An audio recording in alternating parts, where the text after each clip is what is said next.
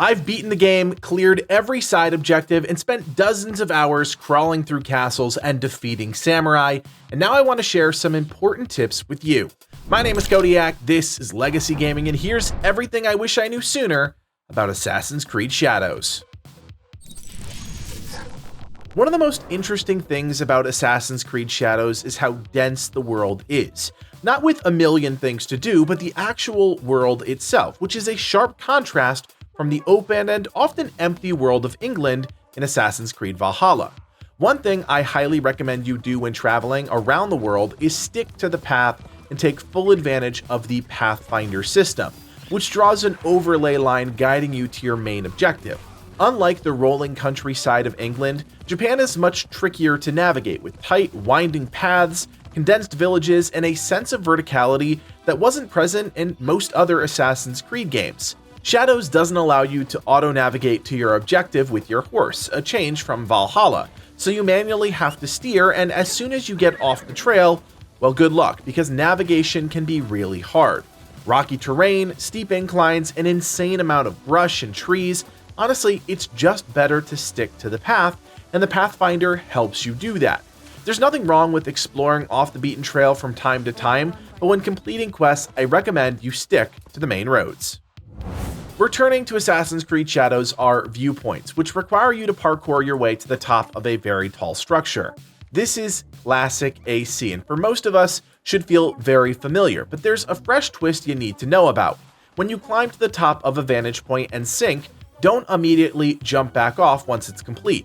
First of all, you'll probably die, as most of the pagodas and temples don't have that iconic hay pile underneath. Instead, you'll want to hold B as you descend to automatically parkour down, which is crucial for safely getting off these structures. However, before you do that, you'll want to observe your surroundings by holding left trigger.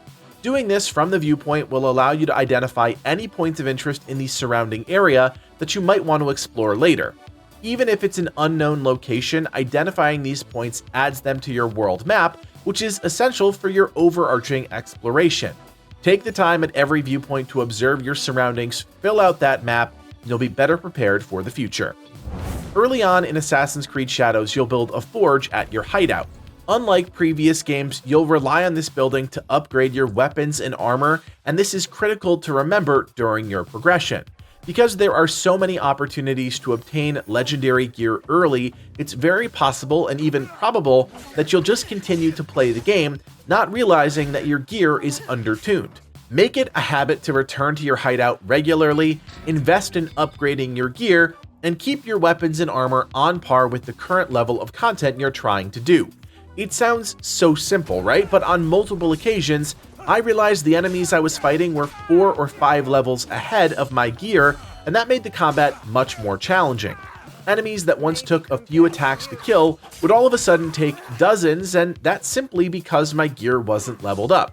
You can level up your gear to match your current level, and while it does require resources, if you find weapons and armor that you really like, don't be afraid to make those investments, because the alternative is endless frustration, dealing with enemies that are absorbing your blows left and right. After dozens of hours with Assassin's Creed Shadows, one thing is crystal clear. You're going to need a lot of resources, not only to upgrade your gear, but to build your hideout the way you want. To do that, you'll need all manner of reagents that you can get a few different ways, but one of the best ways to do it is to clear out and loot wealth areas around Japan. These are marked on your map with a small red square, and if you hover over the icon, you'll see how much wealth can be found in that zone. Even low wealth areas have enough resources to build back up your supplies. Some of these areas are small and only contain a dozen or so enemies and lootables, but wealthier areas are often sprawling and guarded by dozens upon dozens of enemies and tons of loot. One thing I really like about these areas of wealth is that they reset after a seasonal change, something you can track in the top right of your map. A new season means soldiers and areas reset, but you also gain back your scouts, which is important because most of the wealthier areas have large pallets of resources that you can smuggle back to your hideout, if you have the scouts to do it. This is a great way to gain a large influx of a specific material. Just make sure you're tagging the resource you want, because your scouts are limited and you'll often find more resource pallets than you can smuggle back in one trip. Found throughout cities and villages in Assassin's Creed Shadows are Kakuregas. If you're willing to pay a few hundred mon, you can unlock these small hideouts which provide you with a ton of convenience.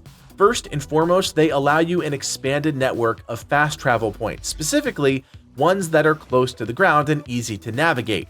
These also provide you with a few additional capabilities. First is the ability to restock your scouts for a couple hundred mon each. This is great if you've used all of your scouts revealing quest locations or smuggling resources. The Kakuregas also allow you to manage your allies, which is more important later on in the game when you have multiple unlocked. It also allows you to pick up contracts, which are simple side quests. Finally, you can quickly replenish your supply of rations and equipment inside of the Kakurega. These small hideouts might not be fancy, but they provide you with all the services you might need without really hampering your progression. Essentially, it's the ultimate quality of life feature in the game, and something you should take full advantage of. Resources are everything in Assassin's Creed Shadows, and if there's one thing I picked up on, it's that you need tons if you hope to upgrade all of the gear you've obtained throughout your adventures. In almost every major city, you have the opportunity to unlock Kakuregas, which are those small hideouts, and while they're good for convenient fast travel, they also allow you to pick up contracts. These are incredibly simple side quests that require you to do things like assassinate a target or sabotage a small encampment.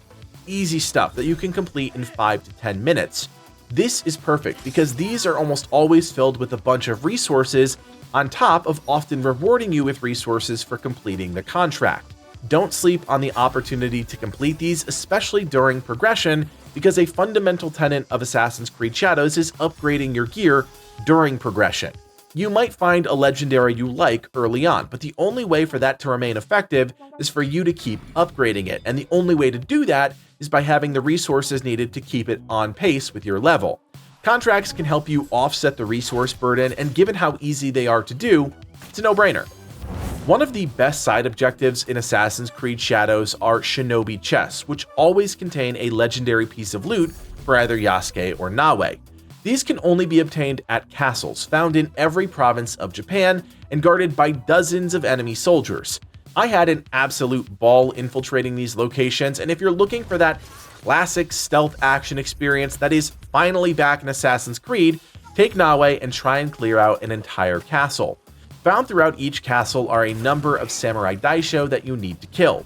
Sounds simple, but it's really not when you consider how many enemies are crawling all over these locations.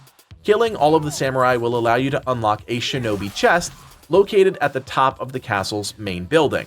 The top of these structures are also viewpoints, so I recommend you synchronize while you're there, and of course observe your surroundings so you can identify and add points of interest to your map. With every daisho in a castle dead, you can unlock the Shinobi Chest and claim the legendary item inside. This is a fantastic way to get some early impactful gear, but don't stop there. Castles are high wealth areas and are filled with loot, from hideout and upgrade materials to new weapons and armor. These are some of the richest spots to hit in all of Assassin's Creed Shadows, so put the time in to clear them out and reap the rewards. One of the things you'll immediately realize about Assassin's Creed Shadows is that you no longer have access to an eagle, your aerial eyes in the sky. It's a feature that's been stripped out of the game, and while you certainly feel that absence, I actually think it makes the game better and more immersive. Instead of being able to auto-tag everything from above, you now have to use a combination of techniques. Nawe can still activate Eagle Vision, allowing her to see enemies and interactable hiding spots through walls. This still remains a centerpiece of the game's stealth combat. However, now you need to inspect enemies in wealth by holding the left trigger and hovering over each item or enemy to tag it, providing you real-time information about their location outside of Eagle Vision. This is important for two reasons. The first being that Eagle Vision slows down Nawe's movement. By tagging enemies and then leaving that mode, you can still track their movement, but at full speed. The second reason is convenience. The only way to find wealth items like loot chests is by observing them using left trigger. By hovering over a gold node for just a second, you permanently identify that item outside of this mode, ultimately making it easier to find when exploring an area. The last thing you want to do is constantly dip in and out of observe mode in the middle of exploration, because it's a hassle, so observe early and often, and be sure to mark every enemy and lootable within range. Assassin's Creed Shadows' mastery system is a bit different from previous games. Yes, it's still a skill tree system, but it's actually dependent on two different resources. Mastery points are gained as you level up, providing you with the resources needed to unlock nodes and increase the power of both Nawe and Yasuke. Mastery points are independent for each character and you can reset them, so don't be afraid to try out different builds based on the weapons you're actively using. However, if you're like me, it might have taken you a second to realize that to unlock new tiers of your mastery tree, you need knowledge points. These are only obtained after doing the reddish-orange side activities that you can find across Japan. In order to unlock new nodes, you need to reach new knowledge thresholds, and no amount of leveling up will unlock those additional mastery skills. One of the easiest activities to gain a knowledge point is found at various shrines throughout Japan. Once you reach the shrine, you'll be tasked with finding lost pages, which are just interactable items scattered across the area. Use Observe mode to find the white loot indicators, and more often than not, you'll be able to clear a shrine in just a couple of minutes for a quick knowledge point. There are some truly incredible mastery skills in the upper tiers, and you'll want to unlock these during progression to take full advantage of the skills during the game. One of the core features of Assassin's Creed Shadows is your hideout, which is similar to your settlement from Assassin's Creed Valhalla. However, you don't spend nearly as much time in this location as you did in the previous game, and that's both good and bad. As a result, it's very easy to forget about what your hideout actually is and can do for you if you invest in it. One thing you'll absolutely want to remember to do is upgrade your various main rooms, starting with your stables. Investing in the rank 2 stables costs next to nothing, but what you get in return is huge. Once leveled up, you can now tag stockpiles that you can find in the world with just 1 scout, down from the original requirement of 2. This is a massive improvement and allows you to bring in even more resources as you explore high wealth zones where stockpiles are more plentiful. With that new influx of resources, I highly recommend you upgrade your forge next. The rank 2 forge allows you to upgrade your gear up to level 40 and apply non-legendary engravings to your weapons and armor. Engravings are secondary passive buffs that you can unlock as you complete quests and assassinate specific targets, and if you're looking for every edge in combat, can be hugely helpful. With resources flowing and your combat elevated, there should be nothing stopping you from investing even more in your hideout, taking full advantage of everything it has to offer. Mon is essential in Assassin's Creed Shadows, and regardless if you're unlocking Kakuregas or upgrading your gear, you're going to need loads of it if you hope to keep pace with all the loot you're collecting for Nawe and Yasuke. One easy way to pick up some Mon is by killing the Wandering Ronin. These are lone warriors that you'll encounter as you travel across Japan, often between major points of interest. The reason I point this out is because it's entirely possible to miss them if you're on horseback. As you're traveling, keep an eye out for the threat indicator.